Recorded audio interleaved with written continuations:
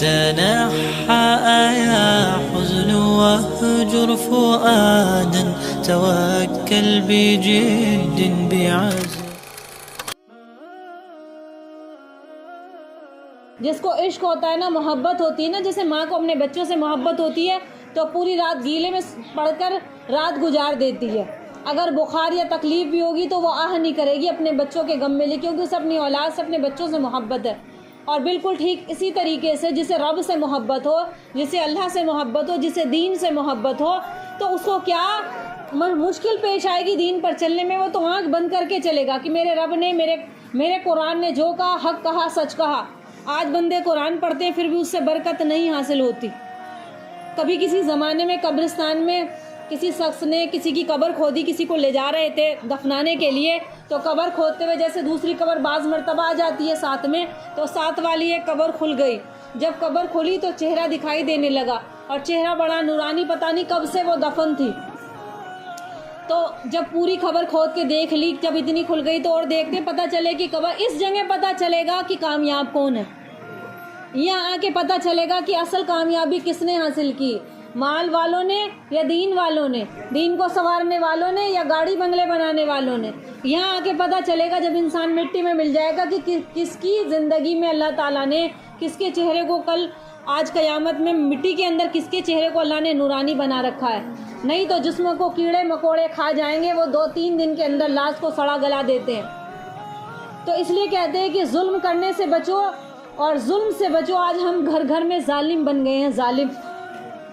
دین سے دوری کرنے کے بعد کون گناہگار ہے؟ ہم خود ہی، ہمارے اوپر خود ہی ہے، ہم خود ہی ظالم ہیں اپنی جانوں کے.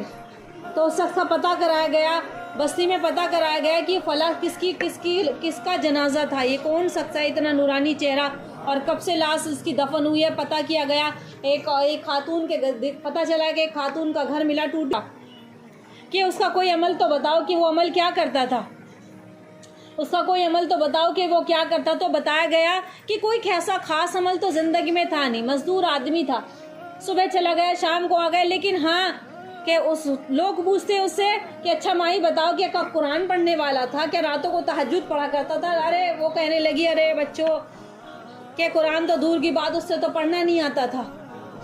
لیکن اس کا ایک عمل ایسا تھا کہ جب لوگوں کو مسجد میں قرآن پڑھتے دیکھتا تھا، اس کا دل اس بات پر زور دیتا تھا کہ کاش میں بھی قرآن پڑھتا. تو ایک دن محبت میں جذبے سے قرآن خرید کر لے کر آیا. جب قرآن خرید کے گھر لے کر آیا تو جذبہ اتنا بنا، پڑھنا آتا نہیں تھا. روزانہ صبح جب اٹھتا نماز کے لیے جاتا، قرآن کو کھولتا، چومتا، ہر آیت پر انگلی پھراتا اور کہتا کہ میرے رب نے جو لکھا ہوا ہے سچ ہے، میرے رب نے جو لکھا ہے سچ ہے اور حق ہے.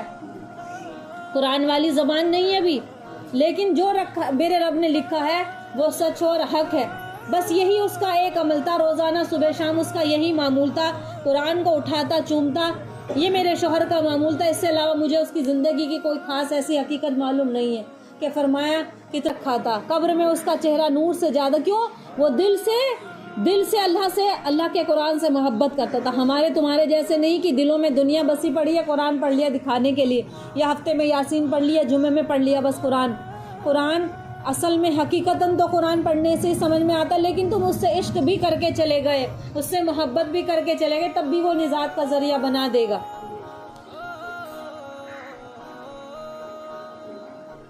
تو صحابہ اکرام نے کیسی سختیاں، ذلتیں برداشت کی، پریشانیاں برداشت کی اس دین کی خاطر. آج تو ہمیں ملایا ہے، باپ داداؤں کی وراثت پر ہم راج کر رہے ہیں. دین کی کوئی قدر و قیمت نہیں ہے. ایک زندگی کا مقصد بنا لو کہ اللہ کو راضی کیسے کرنا ہے. میرا رب ہم سے رب لمبی نمازوں سے راضی نہیں ہوتا، نہ ہمارے بس کی بات ہے، نہ میرے تمہارے بس کی بات ہے کہ ہم راتوں کو تہجد پڑھیں اور دن میں روزے رکھیں. نہ ہمارے بس کی بات نہیں ہے.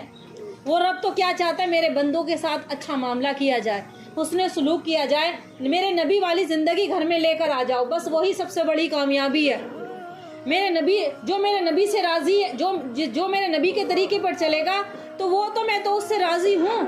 ان کنتم تحبون اللہ فاتبعونی، تو کہ جو اے نبی جی ان سے کہہ دیجئے کہ جو آپ سے محبت کریں گے تو میں ان سے تو راضی ہوں جب یہ مجھ سے محبت کریں گے. ایسا نہیں کہ نبی کی زندگی کو ٹکرا دو. قرآن نماز سجدے. رب لمبی نمازوں سے راضی نہیں ہوتا. اگر تم نے 5 وقت کی نمازیں فرض پڑھ لی کافی ہے، سچ بولو, کسی کو اپنی جانب سے تکلیف مت دو, کسی کے مال پر ناحق قبضہ مت کرو, کسی کی بہو بیٹیوں کی عزت آبرو کی حفاظت کرو, اور کسی غریب کی محتاج کی مدد کرو, اور آپس میں معاشرے میں بھلائی پھیلانے والے بنو. اپنی جانب سے برائی نہ پہنچائی جائے, بھلائی والے کام کرو, بھلائی والے کام کرو, یہ اللہ کو پسند ہے.